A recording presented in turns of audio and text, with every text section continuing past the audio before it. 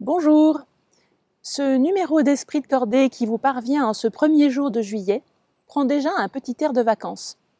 En effet, l'équipe qui prépare chaque mois Esprit de Cordée a pensé que l'entrée dans l'été était pour beaucoup d'entre vous synonyme de vacances, de repos, à tout le moins d'un rythme différent. Et qui dit vacances dit souvent découverte de nouveaux paysages, de nouveaux lieux, de nouveaux visages. Et si nous prenions le temps de les contempler? Pas seulement de les voir, ce qui relève de l'œil, pas seulement de les observer, ce qui relève de l'esprit, mais vraiment de les contempler, ce qui relève de l'âme. Comme le souligne la rubrique Au fil de sa plume, en admirant la création, nous entrons consciemment ou non dans le mouvement même de Dieu.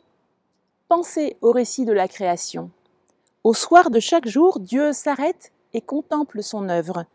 Dieu vit tout ce qu'il avait fait, et voici, cela a été très bon.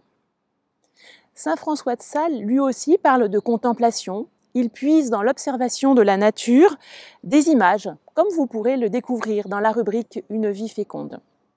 Mais quand François parle de contemplation, c'est surtout pour qualifier une forme de prière qui contribue en fait à augmenter l'amour envers l'infinie tendresse de notre Seigneur. Écoutez, regardez l'interview du père Dominique Joly qui souligne comment François de Sales, à travers ses écrits, à travers sa pensée, témoigne d'un regard simple, c'est-à-dire d'un regard pur sur Dieu, sur l'homme et la création.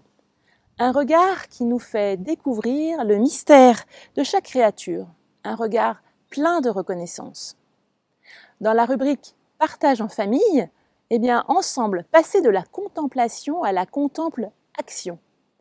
Et enfin, quand vous partirez en promenade, en randonnée, emportez avec vous la prière de Charles Foucault, véritable hymne à la création.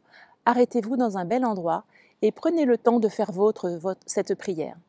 Bon début d'été à tous!